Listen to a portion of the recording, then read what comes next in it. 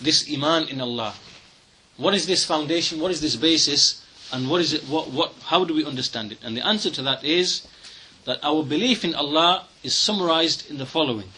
That we believe in Allah, that Allah is unique.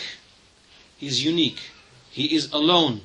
He is singled out in rububiyyah and uluhiyyah and asma wa sifat. Inshallah, we will explain each of these terms in a bit more detail.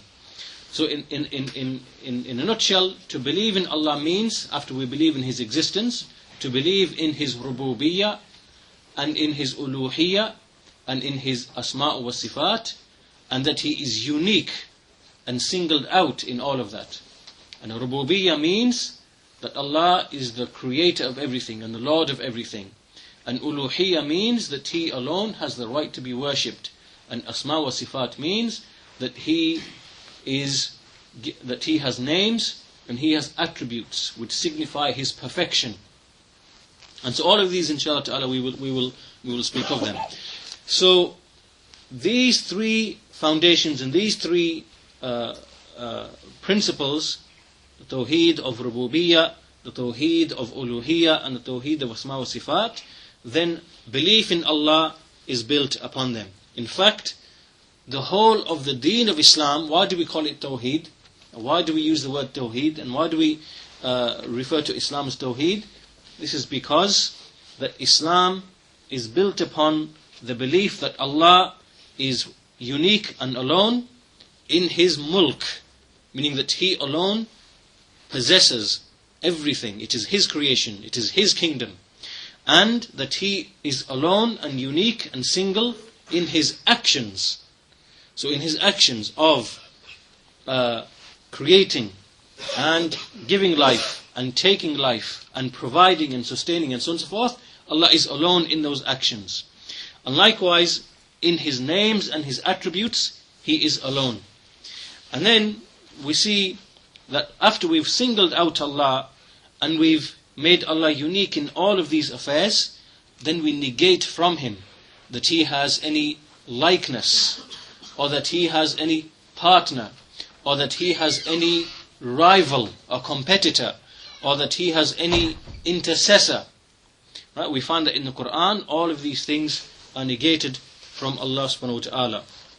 And to go through some of the verses very briefly, so far we've established that Allah subhanahu wa ta'ala is unique in owning the creation. He's unique and in regulating the creation. He's unique in the right to be worshipped alone, and He is unique in His names and attributes. Once we've established this, we will find in the Quran that Allah negates many words and many terms from Himself. As an example, Allah says, Allah negates from Himself some of these verses we are very familiar with. لَيْسَ كَمِثْلِهِ شَيْءٍ لَيْسَ كَمِثْلِهِ شَيْءٍ. Here Allah has negated from Himself a mithal. A mithal means something which is exact, an exact likeness or an exact replica. So there is no mithal for Allah subhanahu wa ta'ala. There's no mithal for Allah subhanahu wa ta'ala. There is nothing which is like Him. So mithal is negated. And what we mean by mithal is like if you, something which is an exact likeness, like you have one car, and then there's another car, exactly the same model, exactly the same make, exactly the same specification. One is a mithal of the other. So there is no mithal for Allah subhanahu wa ta'ala. There is nothing that is a likeness of Him, or a likeness to Him. So Allah has negated that in the Quran. So this is first negation. There's no mithal for Allah. Another negation, وَلَمْ يَكُنْ لَهُ كُفُوًا أَحَدٍ. We all know this verse in Surah Ikhlas. Allah has negated from Himself a kufu. And this means having, it's a similar word, but it means an equal. Is there an equal to Allah? There is no equal to Allah. Allah has negated that He has an equal. Also Allah has negated from Himself any nid. This is the third one, nid. What does nid mean? Nid means a rival, if you like, a rival, or a competitor, a rival. So Allah says in Surah Al-Baqarah, فَلَا تَجْعَلُوا لِلَّهِ أَنْدَادًا وَأَنْتُمْ تَعْلَمُونَ. that do not make for Allah any rivals whilst you know. So Allah has negated from Himself a nid. This is the third negation. The fourth thing Allah has negated from Himself is a Sami. Sami. Sami, what this word means in English, the best word that we can use is a namesake. And what this means is that there is no one besides Allah who deserves to be given the name or to be called by a name that Allah has for Himself. And there is no one who possesses any qualities or anything on account of which he now deserves to be given a name which belongs to Allah. There is no namesake for Allah. This is what it means. Allah does not have any namesake. This is the word Sami. So Allah has negated from Himself mithal and kufu and nid and Sami. Then on top of this, Allah subhanahu wa ta'ala has negated 4 levels that might exist in which someone might falsely ascribe to Allah any partner. Allah has negated 4 levels of, if you like, shirk, or 4 levels of the roots of shirk. The roots of shirk. In this verse in the Quran, Allah subhanahu wa ta'ala, He says, and pay attention to this verse very carefully, because Ibn al-Qayyim rahimahullah, he uses this verse as a proof to show that in the Quran, Allah has cut off every single route of shirk. Every single avenue or every single route that leads to somebody worshipping other than Allah, that Allah has already cut all of that off in the Quran. And in this verse Allah says, قُلِ ادْعُوا الَّذِينَ زَعَمْتُم مِّن دُونِ اللَّهِ. So Allah says, say, O Muhammad, to the people, call upon those whom you claim besides Allah. Meaning claim upon those whom you call upon and whom you worship and whom you think or claim as gods besides Allah. Call upon them. Then Allah says, لا يملكون مثقال ذرة في السماوات ولا في الأرض. This is the first level now. Allah has said that they do not own or possess not even an atom, the weight of an atom, in the heavens nor the earth. Here Allah subhanahu wa ta'ala has negated from anyone besides Him that they own anything. This is a complete negation that anybody owns anything. Nobody owns anything, rather Allah is the owner of everything. So here Allah has negated mulk. There is no one who has mulk, meaning ownership of anyone besides Allah. So even us, for example, we own houses, we own cars, we own this ownership is only a temporary ownership. It is not an absolute ownership. Absolute ownership belongs only to Allah subhanahu wa ta'ala. So everything we possess of wealth and children and wives and husbands and whatever else, of the possessions that we hold, which are in our houses, the money, the wealth, the clothing, the cars, all of this is temporary. Nobody owns it. Nobody owns anything. Nobody owns, for example, all of the metal which exists upon this earth, through which construction is made. Nobody owns that. You might have multi-billion dollar companies who own metal, who mine metal, who sell metal, who store metal, but do they own it? They don't own it. They don't have absolute ownership. They hold it temporarily and they use it for a purpose, but they do not own it absolutely. So there is no such thing as complete and absolute ownership for anyone besides Allah. This is why in this verse Allah has said, Allah has negated from those who are worshipped besides Allah that they own anything. لا يملكون مثقال ذرة في السماوات ولا في الأرض. So no one owns even an atom. Nobody owns an atom. No person on this earth owns even an atom of anything. Rather, so this proves that Allah is the owner of every single thing. So the first point then here, first level in this verse that has been negated, is that nobody owns anything, and mulk belongs only to Allah subhanahu wa ta'ala. Now Allah moves on to the next level, and He says, وَمَا لَهُمْ فِيهِمَا مِنْ شِرْكٍ. And that none of them have any share in that, in the heavens and the earth. So now Allah has negated the next level, because if we look at a situation, maybe there might be a situation where, let's say a man owns a company and he is the sole owner. There's nobody else. There's nobody else who owns anything with him, so he's the sole owner. But we've already established in this verse that Allah subhanahu wa ta'ala is the only owner.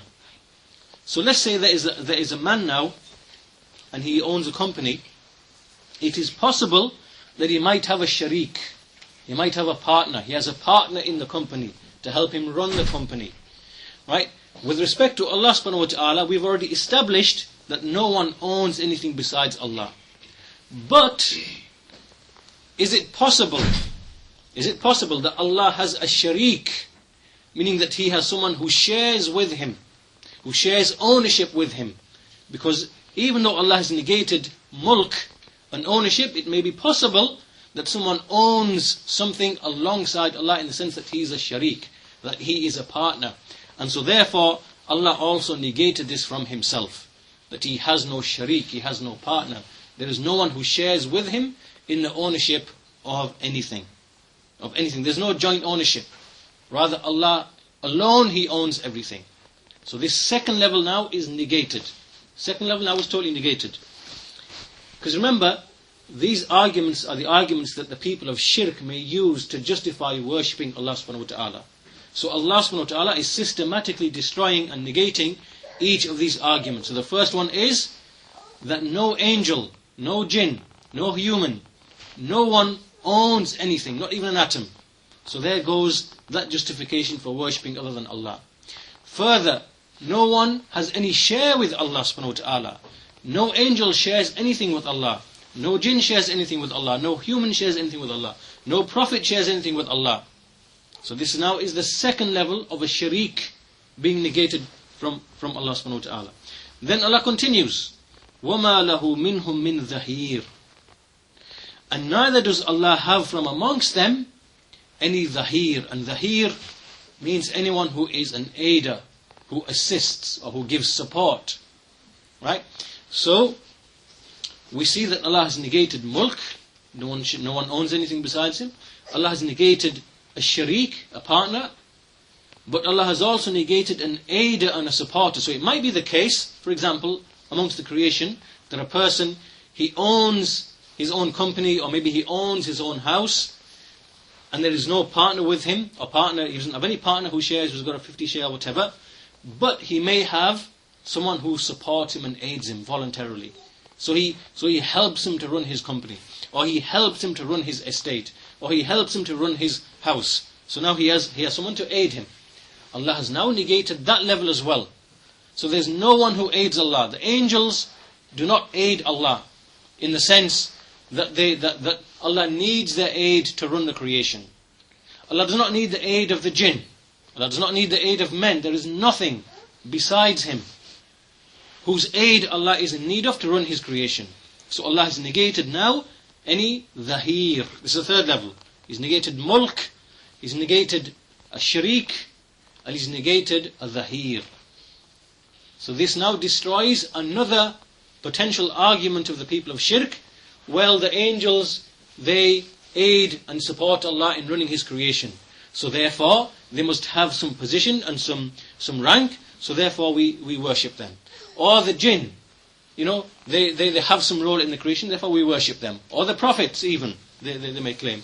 Or even like we find amongst the Sufis, that there are certain key figureheads from the greatest of the walis of Allah who may be in charge of such and such, and another one is in charge of such and such. And so therefore, because they aid and support Allah in running the creation, therefore we can now worship them. And therefore we can now turn to them, or we can make offerings to them, and so on and so forth. So even this level, Allah has negated and denied this root of shirk. No dhahir. And then the fourth level, Allah says, وَلَا تَنْفَعُ الشَّفَاعَةُ عِنْدَهُ إِلَّا لِمَنْ أَذِنَ لَهُ. So He said that intercession will not benefit anyone in the presence of Allah except the one to whom He has given His permission. This now brings us to the fourth level and the fourth root and the fourth argument of the people of shirk, which is that after you have rejected and refuted that Allah has anyone that there's anyone who owns anything besides Allah, who has mulk besides Allah, and after you've refuted and rejected that there is anyone who is a sharik with Allah in His mulk, who shares with Allah in His mulk, and after you have rejected and refuted that there is any dhahir, any aider and supporter for Allah in His mulk, then there is nothing left for these people except to argue that, well, these people, they intercede on our behalf with Allah. That, we don't believe they own anything with Allah. We don't believe that they have a share with Allah, that they are sharik with Allah. We don't believe that they are a dhahir with Allah, that they aid and support Allah in His creation. We don't believe any of that. But we simply want their intercession. We simply want their intercession. This is the fourth root and the fourth level of shirk. So in this one verse, as Ibn al-Qayyim rahimahullah he mentions in his book Madarij al-Salikin, in this one verse Allah has demolished and destroyed all of the avenues and all of the roots and all of the arguments to shirk. From all of the people of all of the religions, doesn't matter who they are, what religion they're from, whether they claim attachment to Islam, whether they are Christians, whether they are Jews, whether they are the Hindus or whatever, all of the usul of shirk have been negated in this verse. So in short then, basically what we are saying here in this introduction is that Allah subhanahu wa ta'ala, that to have iman in Allah means to make Allah unique and to make Him alone and to single Him out with three things. That Allah is the sole creator and the owner and the provider of the universe. This is a rububiyyah. Number two, that Allah alone has the right to be worshipped with all of the forms and types of worship. This is uluhiyyah. And thirdly, that Allah is described with names and attributes which are the most beautiful names and the most lofty attributes. These three things together is iman in Allah and belief in Allah. But then in addition to this, we have to deny and negate certain things from the creation. So Allah does not have any mithal in the creation. Allah does not have any nid, rival. Allah does not have any kufu, equal. Allah does not have any sami, a namesake. And likewise, Allah does not have anyone who owns anything in the creation, or who shares in the ownership with Allah, or who aids and supports Allah, or who is a shafi'. So remember there's 8 things. Remember all these 8 things. Remember these. So when you explain iman in Allah to somebody, it could be a Jew or a Christian or a Buddhist or even to a Muslim you want to teach, remember these 4 things. That when you explain iman in Allah, you explain these 3 foundations: Tawheed, Rububiyyah, Uluhiyyah, Asma wa Sifat, and in addition to that, we negate, these 8 things are negated. And this will give you, a good, concise explanation of what it means to have iman in Allah, to have belief in Allah. Okay, now we said we're going to discuss each of these 3 aspects of Tawheed, or these 3 aspects of iman in Allah. Then the first of them, al-qism al-awwal. So the authors, they say, al-qism al-awwal, the first type is Tawheed al-Rububiyyah. Tawheed al-Rububiyyah. The Tawheed of Rububiyyah. What does this mean? This means that we believe in our hearts, we affirm and we believe and we establish in our hearts that Allah the Most High is the Rabb. The Rabb. The Rabb meaning the Lord. And we will explain this in a bit more detail. Of every single thing, He is its owner, He is its creator, He is its provider and sustainer, He is the one who gives life, He is the one who takes life, He is the one who provides benefit, He is the one who causes harm, He is the one who alone, He answers the supplication of anyone who is distressed and is in a calamity. He calls upon that. When that person calls upon Allah, Allah will answer him. Allah is alone in answering that person. Doesn't matter who he is. It could be a non-Muslim. Even if he's a non-Muslim. Or whether he's a Muslim, it makes no difference. Allah responds to everybody. Anyone who is in distress, be he a Muslim or a non-Muslim, then Allah will answer him. So even an atheist who is, for example, he's stranded somewhere in the middle of nowhere and whatever, and he's going to die and he calls upon Allah, even Allah responds to the atheist. In terms of responding to the one who is distressed, he's in a calamity and he calls up to Allah, Allah will answer him. Because Allah, Allah, this is from His rububiyyah. Because He is the creator and the provider and the sustainer of every single thing. The Muslim, the non-Muslim, the kafir, the mushrik, the atheist, the Jew, the Christian, the Buddhist, the jinn, it makes no difference. Allah is the Rabb of everyone and everything. And so all of these descriptions that we've given, all of this is from Tawheed al-Rububiyyah. That Allah is the owner, the creator, the provider, the sustainer. He gives life, He takes life, He brings about benefit, He brings about harm. He alone answers the call of anybody who is distressed and in a calamity. And all of the affairs, every single affair is in Allah's hand, is in Allah's control. All of goodness is in the hand of Allah subhanahu wa ta'ala. Everything refers back to Allah subhanahu wa ta'ala. There is no one besides Him, neither an angel, nor a jinn, nor a prophet, nor a righteous person to whom anything of the affairs go back to. So now when we understand this belief in our rububiyyah, we have to contrast this with the beliefs of many other people. Like, to give an example, you have, I mentioned earlier, that some people believe that the angels are in charge of some of the affairs of the universe, right? That angels can respond of their own accord, or that there are jinn, demons who have some control over affairs of evil, for example, or whatever. This is not the case. We don't believe any of this, and we don't. This opposes iman in Allah subhanahu wa ta'ala. Rather, as we've stated, absolutely and categorically, without any exception, that Allah is in absolute, complete, total, utter control of His creation. However, He may give tasks to, for example, the angels, but this doesn't mean that the angels are in independent control or whatever. Rather, Allah, this is just the way that Allah has put them within the creation and give them tasks and duties, and so they perform the duties that they have been commanded. They never disobey. Allah is ultimately in control. So this is Tawheed al-Rububiyyah, one of the foundations of our iman in Allah, our belief in Allah. The second one is Tawheed al-Rububiyyah, Tawheed al-Uluhiyyah, which is Allah's unique right to be worshipped alone.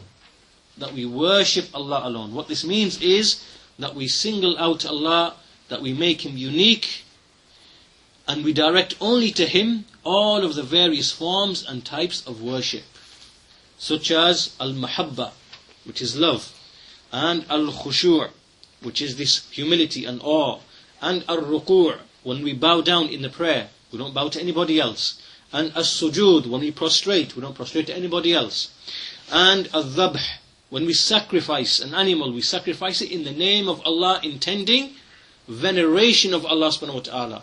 Not any dead person in a grave, not any angel, tree, jinn, stone, tree, whatever. We venerate only Allah and mention only His name when we sacrifice. And likewise another, which is to make an oath, that when we make an oath, that we make an oath only for Allah subhanahu wa ta'ala. So these are just some examples of ibadah, of worship, and inshallah ta'ala we will look in more detail in a future lesson or with respect to ibadah in a bit more detail. But in short, ibadah, Tawheedul Ibadah, means that we direct only these forms of worship to Allah subhanahu wa ta'ala alone. This is the second aspect of our belief in Allah, al-imanu billah. The third aspect is to single out Allah, or what we call Tawheedul Asma'i wa Sifat, which is to single out Allah subhanahu wa ta'ala in His names and attributes. So this means that whatever Allah has described Himself with of names and attributes, which is found in the Quran and which is found in the Sunnah, that we describe Allah with that. And that whatever shortcomings or faults or defects, that we negate all of them from Allah subhanahu wa ta'ala. So anything which is a defect, which is a fault, which is a shortcoming, we negate it from Allah. And whatever names and attributes Allah has mentioned for Himself, or the Messenger has mentioned, then we affirm them for Allah. So for example, Allah subhanahu wa ta'ala, we affirm that Allah is Alim. Because Allah has said He is Alim, meaning the all-knowing. And Allah is ala kulli shay'in qadir. He is qadir. Qadir meaning all-powerful. Likewise, Allah is Al-Hayy, the ever-living. Al-Qayyum, the self-sustaining, who sustains everything else. And we believe الَّذِي لَا تَأْخُذُهُ سِنَةٌ وَلَا نَوْمٌ, that Allah is one who is not overtaken by any sleep or slumber or tiredness. These are descriptions which have come in the Quran. And also we believe that Allah, He has a mashi'ah, He has a will. Whenever He wills anything, it will occur. And that Allah has al-hikmah, that in everything Allah does, there is perfect wisdom. So wisdom is an attribute of His. And likewise, Allah is Sami', all-hearing, Basir, all-seeing, Ra'ufun, who is compassionate, merciful, Rahim, merciful. So all of these are names. And likewise, descriptions. Ala al-arshi istawa. Allah has ascended above the throne. This is a description of Allah. We affirm that for Allah as well. And that He is Al-Malik, Al-Quddus, As-Salam, Al-Mu'min. These are more names of Allah. Al-Muhaymin, Al-Aziz, Al-Jabbar, Al-Mutakabbir. All of these are names for Allah. So we believe all of these names that Allah has mentioned, and likewise all the attributes that Allah has mentioned, having knowledge, having wisdom, becoming angry, becoming pleased, loving His servants. These are things which are mentioned in the Quran and in the Sunnah. So we affirm all of them in Allah, and this is from Iman in Allah. It is from Iman in Allah, and it is the third foundation of having Iman in Allah, that we believe in, these names and these attributes. So the evidences for all of these are very, very many in the Quran and in the Sunnah. The whole Quran actually is Tawheed. As Ibn al-Qayyim rahimahullah mentions in his book Madarij al-Salikin, that every single verse in the Quran, the whole Quran from beginning to end, is about Tawheed, is about singling Allah out in either of these three ways, in His Rububiyyah, or in His Uluhiyyah, in His right to be worshipped, or in His names and attributes. The first surah in the Quran, Surah Al-Fatiha, we find that it begins with Alhamdulillahi Rabbil Alameen. All praise be to Allah, the Lord, the Rabb of all the world. So here is Rububiyyah. This is Allah being singled out as being the Rabb of everything. Ar-Rahman Ar-Rahim, Maliki Yawmiddin. Three names: Ar-Rahman, Ar-Rahim, and Malik or Malik. And likewise, three attributes, or two attributes: Rahmah. Allah is described with mercy, and Allah is described with mulk. So now we have names and attributes. And then Iyyaka na'budu wa Iyyaka nasta'een. You alone do we worship. You alone do we worship. And from you alone do we seek aid. This is Tawheed of Ibadah, Tawheed of worship. In the very first surah in the Quran, in the first 4 verses in the Quran, we find the 3 types of Tawheed mentioned in the very beginning of the Quran. Right at the very end of the Quran, we see Qul a'udhu bi rabbin nas. Say, I seek refuge in the Lord, bi rabbin nas, of mankind. Ilahin nas. The ilah, meaning the deity, the one who is worshipped of mankind. Straight away we see Tawheed al-Rububiyyah and Tawheed al-Uluhiyyah. Allah alone is the Rabb, and Allah alone is the ilah, the one who has the right to be worshipped. And then we see again, and then we find that the name, also a name of Allah mentioned in the surah as well. The greatest verse in the Quran, Ayatul Kursi. You find in Ayatul Kursi Allah's names, Allah's attributes, the negation of imperfections from Allah, that sleep does not overtake Him, nor does slumber. He does not get tired or weary of preserving and guarding the heavens and the earth. All this is in Ayatul Kursi. And He is Allah, besides whom there is none worthy of worship besides Allah. This is Tawheed al-Uluhiyyah. So we find the same thing in the greatest verse in the Quran. And then when you look at the Quran, we find that the whole of the Quran is either about Allah, or His names, or His attributes, or His right to be worshipped alone, or His creation, that He is the creator, that He provides, that He sustains, or it is about His prophets who came to call the people to Tawheed, or it is about the rewards for Tawheed, and the punishment for its opposite. So the whole Quran, every single thing, every single verse is all connected and related to Tawheed in one form or in one way or another. We should understand that. And then the next issue that the Shaykh, or that we should also point out here, is that this understanding of Tawheed, where we've said that Tawheed is of three categories, then where does this come from? Where does this originate from? Is it something that someone has just made up in the 20th century, or the 19th, or the 18th, or the 17th? Where does it come from? The scholars of Islam, from the beginning, from the early times to this day of ours, have looked into the Quran and the Sunnah in detail. They have done a comprehensive, detailed study of all of the verses, all of the surahs. And from that detailed study, they have found that in the Quran, that the Tawheed that Allah has revealed, and which the messengers came with, that it can be categorized in this way. That Allah is alone in being the creator and the owner and the provider of the universe. That Allah is alone in His right to be worshipped alone. And that Allah is alone in His names and His attributes. And this is from a detailed study. And just to refute, just at this point, we don't want to go into detail here, but just to make some quick points and some indications to refute some people, because they claim that this understanding of Tawheed has come from Shaykh al-Islam Muhammad bin Abdul Wahhab in the 17th century. Or it has come from Shaykh al-Islam Ibn Taymiyyah rahimahullah in the 13th century, meaning the Christian era that we're talking about. So just to refute this claim, and again we don't have time to go into detail on this issue, maybe in another lesson, but rather we find that the early scholars of tafsir, like Imam al-Tabari rahimahullah, he died in the year 310 Hijrah.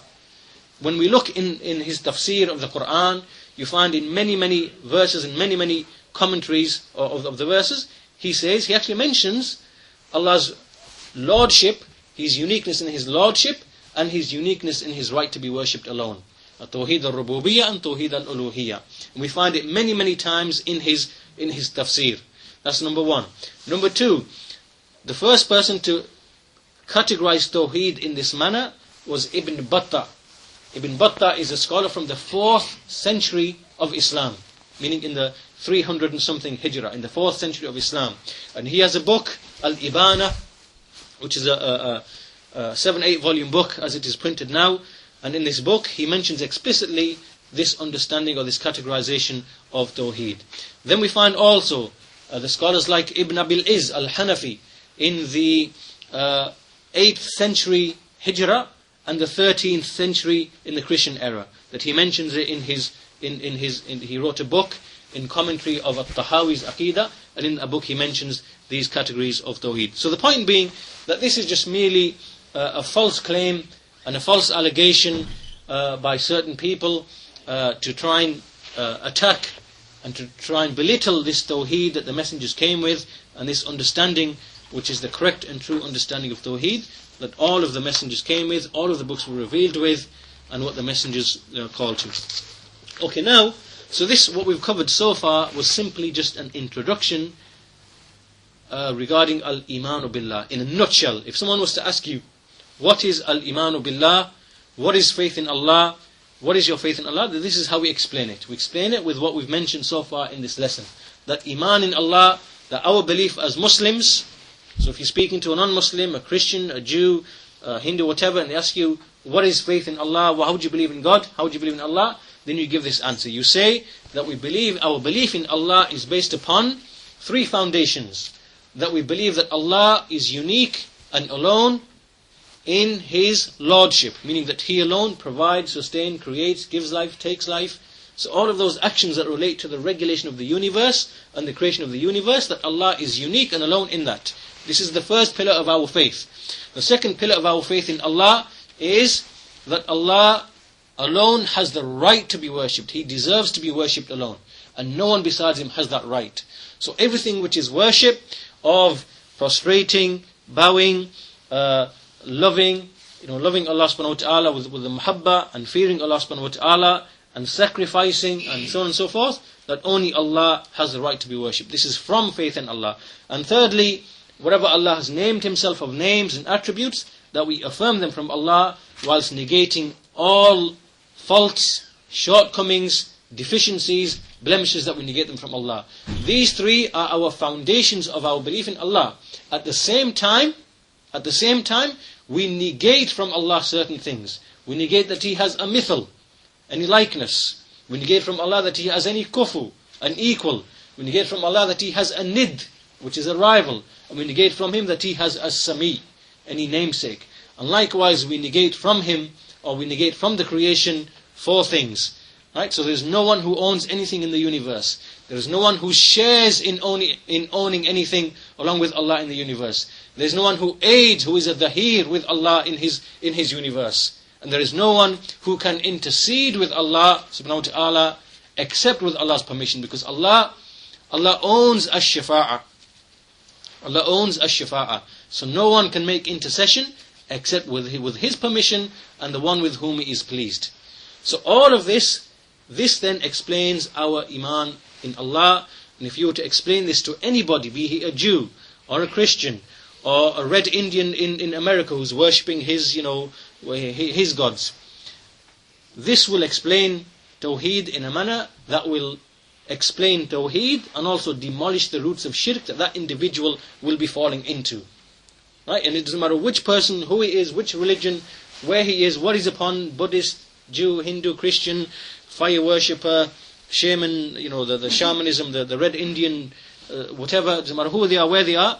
When you explain all of this in this manner, that will then demolish the roots of his shirk, just like it will establish the correct iman in Allah subhanahu wa ta'ala and the one whom he ought to be worshipping. So inshallah, if we remember this, then this will give us a good foundation for understanding al-imanu billah. So far, this has been just an introduction to the subject. Now we're going to go into each of these 3, al-rububiyyah, al-uluhiyyah, al-asma' sifat, in more detail. So this was just an introduction. So next